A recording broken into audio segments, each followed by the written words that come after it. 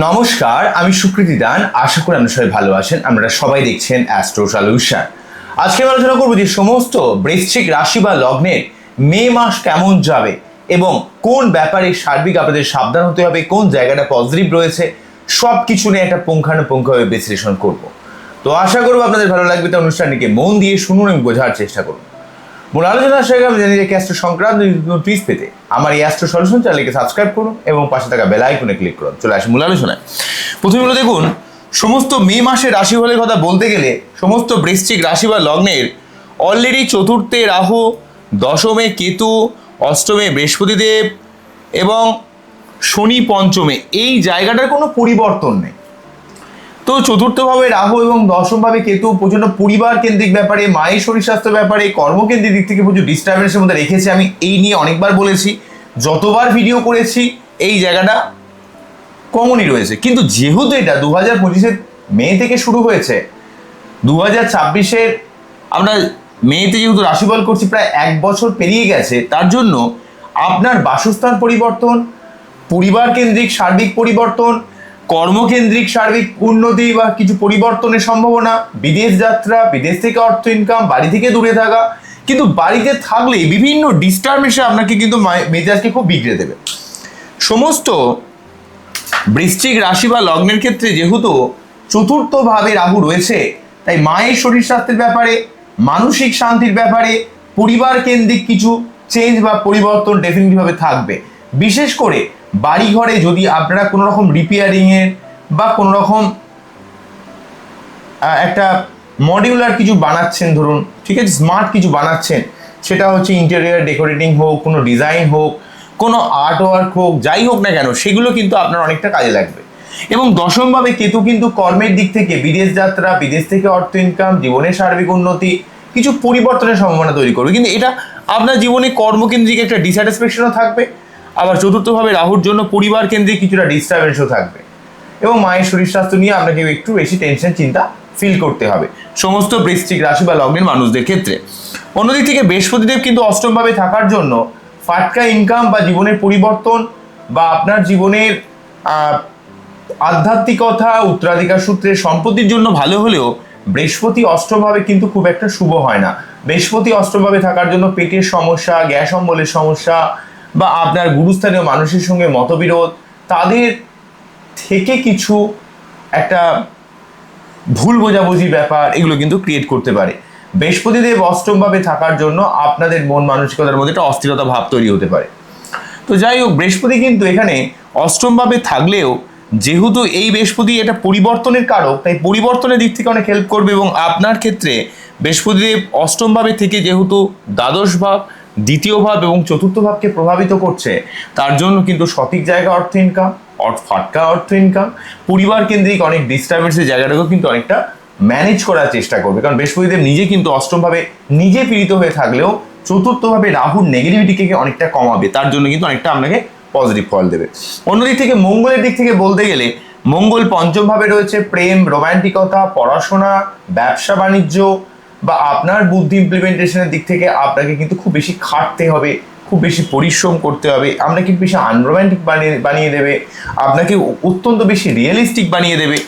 Actually শনি পঞ্চমে থাকলে কিন্তু আপনার বুদ্ধিকে অনেক ম্যাচিওর করে, কিন্তু একটু সবসময় একটা বেশি পরিশ্রম, বেশি চাপ, বেশি টেনশন, বেশি আপনাকে খাটতে হবে। বিশেষ করে প্রেমের জায়গায় আপনাকে লাইফ পার্টনারকে একটু সময় দিতে হবে।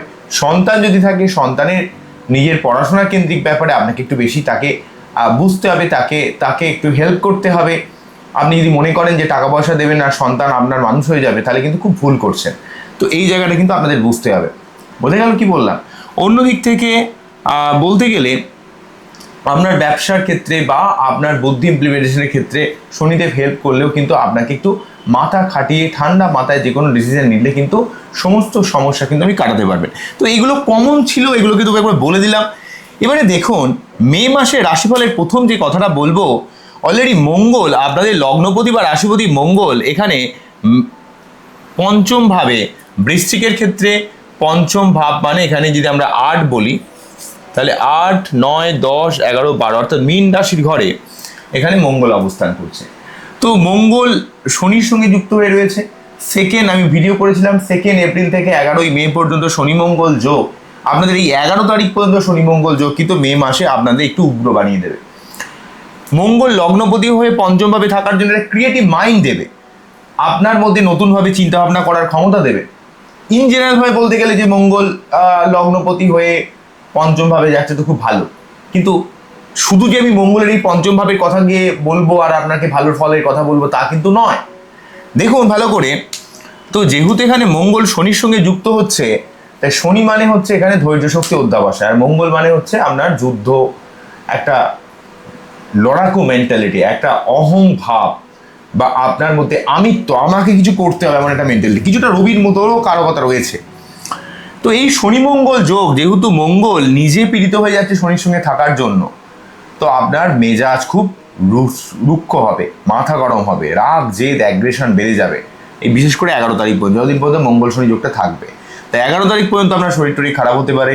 প্রতি মঙ্গলবার এবং শনিবারে একটু মাথা গরম হয়ে যাওয়া, বিরক্ত হয়ে যাওয়া, পেটের সমস্যা ক্রিয়েট করে দেওয়া, মেয়েদের গাইনোকাল সমস্যা, হাজব্যান্ড ওয়াইফের সঙ্গে সমস্যা, বা ছেলেদের ক্ষেত্রে সুগার প্রেশার যাদের সমস্যা রয়েছে সেটা বাড়তে পারে, মানসিক অস্থিরতা বাড়তে পারে। এবং সেক্ষেত্রে এই যেমন নেগেটিভিটি ব্যাপারটা বললাম, সেই সঙ্গে একটা ব্যাপার বলতে হবে, যেহেতু শনিদেব হচ্ছে আপনাদের ক্ষেত্রে চতুর্থপতি এবং তৃতীয়পতি, তাহলে আমি এখানে লিখলাম 3 আর 4, তৃতীয়পতি এবং চতুর্থপতি, এবং মঙ্গল হচ্ছে আপনার লগ্নপতি। তাহলে বুঝতে পারছেন, লগ্নপতি এবং সেই সঙ্গে এই মঙ্গলদেব আপনাদের ক্ষেত্রে কিন্তু ষষ্ঠপতি। তাহলে আমি যদি বলি যে লগ্ন তৃতীয় চতুর্থ পঞ্চম, তাহলে লগ্ন তৃতীয় চতুর্থ পঞ্চম এতগুলো ভাব যেহেতু কম্বাইন করে দিচ্ছে, তাই এখানে চতুর্থপতির সঙ্গে লগ্নপতি কানেকশন ঘর বাড়ি করার ব্যাপারে, কনস্ট্রাকটিভ কিছু করার ব্যাপারে, কানেকশনের তৃতীয়পতির সঙ্গে লগ্নপতি কানেকশন না আপনার জীবনে পরাক্রমতা, বিভিন্ন ধরনের মানুষের সঙ্গে সংযোগ বা যোগাযোগ ব্যাপারটা, বা আপনার পরাক্রমতার ব্যাপারটা অনেকটা বেড়ে যাবে। কিন্তু শনি মঙ্গল যোগের নেগেটিভিটিটা কিন্তু কখনো ছেড়ে যাবে না।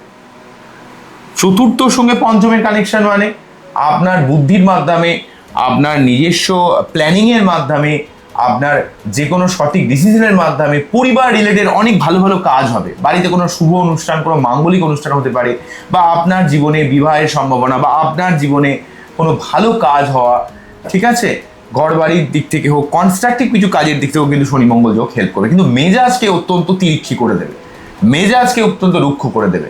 আপনার মধ্যে সবসময় একটা স্টেট কার্ড কথা বলে দেওয়া, সত্যি কথা বলে দেওয়া, চানাচলা কথা বলে দেওয়া, এই জায়গাটাকে কিন্তু বিরত থাকতে হবে। 11 তারিখ পর্যন্ত মঙ্গল কিন্তু রয়েছে। 11 তারিখের পর মঙ্গল শনির প্রভাব মুক্ত হয়ে ষষ্ঠভাবে থাকার জন্য তখন যখন প্রবেশ করবে, তখন কিন্তু অনেকটা আপনাদের শরীর টরীর খারাপ যাওয়া, মানসিক যে রুক্ষতা, অ্যাক্সিডেন্ট, রক্তপাতের যে সম্ভাবনা, সেই জায়গাটা অনেকটা কমে যাবে। সেক্ষেত্রে কিন্তু আপনার শত্রুতা নির্মূল করা, লোন শোধ করা, শারীরিক সমস্ত সমস্যাগুলোকে কাটিয়ে দেওয়া, এবং সেই সঙ্গে এই যে মঙ্গল আপনাদের জীবনে অনেকটা মানে যে কোনো প্রতিযোগিতায় জয়লাভ করতেও কিন্তু অনেকটা সাহায্য করবে, যেহেতু এই মঙ্গল আপনাদের ষষ্ঠভাবে অবস্থান করবে।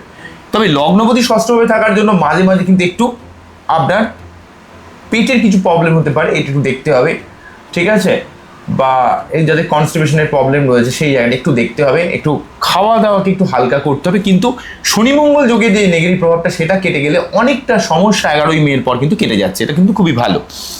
অন্যদিক থেকে বলতে গেলে 14ই মে পর্যন্ত আপনারা মোটামুটি এই মাসের মাঝামাঝি সময় পর্যন্ত সপ্তম ভাবে, এটা যেহেতু সপ্তম ভাবে আপনাদের 19 এপ্রিল থেকে 14ই মে পর্যন্ত এখানে শুক্রদেব অবস্থান করছে। মানে আমরা যেহেতু মে মাসের রাশিফল করছি, তাই এই মাসের মাঝামাঝি সময়, অর্থাৎ দুটো সপ্তাহ আপনারা পাচ্ছেন, যে সপ্তমভাবে শুক্র থাকার জন্য প্রেম, রোমান্টিকতা, ভালোবাসা, লাইফ পার্টনারের সঙ্গে একটা যোগাযোগ, বা তার সঙ্গে একটা প্রেমের সম্পর্ক, রোমান্টিক সম্পর্ক, বোঝাপড়া, সম্পর্কের দিক থেকে, রিলেশনশিপের দিক থেকে, ব্যবসার দিক থেকে, পাবলিক ডিলিংসের দিক থেকে ভালো ভালো মানুষের কিছু সান্নিধ্য। কারণ শুক্রদেব কিন্তু আপনাদের ক্ষেত্রে সপ্তমভাবে যেহেতু থাকছে, আপনার জীবনে নতুন কোনো প্রেম আসতে পারে, বা যারা প্রেম করছেন প্রেমের সম্পর্কটা বিয়ের জায়গায় নিয়ে যাওয়া, বা বিবাহ হওয়ার একটা জোরালো সম্ভাবনা বৃশ্চিকের ক্ষেত্রে ক্রিয়েট করছে।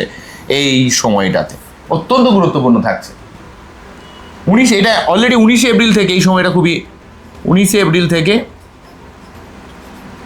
19 এপ্রিল থেকে 14 মে পর্যন্ত এই সময়কালে, যেহেতু আমি অলরেডি এপ্রিল মাসের রাশিফল করেছি আপনাদের ক্ষেত্রে বলেছিলাম, তো এই সময়টা একটা বিবাহের সম্ভাবনা, প্রেম রোম্যান্টিকতার দিক থেকে, ভালো মানুষের আগমন জীবনে, অর্থকেন্দ্রের দিক থেকে, প্লাস হচ্ছে শুক্রদেব যেহেতু লগ্ন বা রাশিকে প্রভাবিত করছে, মন মানসিকতার মধ্যে একটা সবসময় একটা পজিটিভ ভাব, রোম্যান্টিক ভাব কিন্তু ক্রিয়েট করছে, যেহেতু শুক্রদেব এখানে লগ্ন বা রাশিকে প্রভাবিত করছে। আপনার মানসিক শান্তি, মানসিক পরিতৃপ্ততা, এবং যেহেতু শুক্রদেব দ্বাদশপতি হয়ে এবং সপ্তমপতি হয়ে সপ্তম ভাবে রয়েছে, তাই যারা বিদেশ থেকে অর্থ ইনকাম করতে চান, যারা বিদেশে ব্যবসা করছেন, বা আপনারা কোনো ম্যানেজমেন্ট রিলেটেড কিছু কাজ করেন, ক্রিয়েটিভ বা আর্টিস্টিক মিডিয়া লাইনে কোনো বুটিকের কাজ করেন, বা কোনো আর্ট ওয়ার্ক কিছু করেন, বা কোনো ওষুধ সংক্রান্ত কিছু কাজ করেন, বা কোনো ব্যাংকিং সেগমেন্টে কাজ করছেন, বা মিডিয়া লাইনে কাজ করছেন, বা আইটি প্রফেশনে কাজ করছেন, যেগুলো শুক্র অরিয়েন্টেড প্রফেশন, বা মেয়েদের কোনো জিনিসপত্রের ব্যবসা, ঠিক আছে, গ্রসারি যে জিনিসপত্রগুলো থাকে সেই ধরনের ব্যবসা কিছু করে, সেই সংক্রান্ত ব্যাপারে শুক্রদেব অত্যন্ত একটা পজিটিভ ফল দেবে। এই জায়গাটা অত্যন্ত একটা পজিটিভ বলা যেতে পারে, এই জায়গাটা এত পজিটিভ, ঠিক আছে। এবং আপনারা এই জায়গাটাকে খুবই পজিটিভভাবে কাজে লাগানোর চেষ্টা করুন। জীবনে কিন্তু এই সুযোগ আপনারা কিন্তু পাবেন না, এমন সুযোগ। আমি ওই জন্য এটাকে স্টার করে দিলাম। এটা অত্যন্ত একটা পজিটিভ। বৃশ্চিকের জীবনে কিন্তু রিলেশন, ব্যবসা, কর্ম, ভালো মানুষের সহযোগিতা, আপনার লাইফ পার্টনারের সহযোগিতা, আপনার লাইফ পার্টনার কিন্তু সময় দিন, বুঝুন, তাকে ফিল করুন, তাকে ভালোবাসুন, ঠিক আছে। জীবনে গঠনমূলক কিছু করার চেষ্টা করুন, কারণ শুক্রদেব কিন্তু যথেষ্ট আপনাকে হেল্প করবে। অন্যদিক থেকে ষষ্ঠভাবে বুধ এবং সূর্যদেব একসঙ্গে অবস্থান করছে।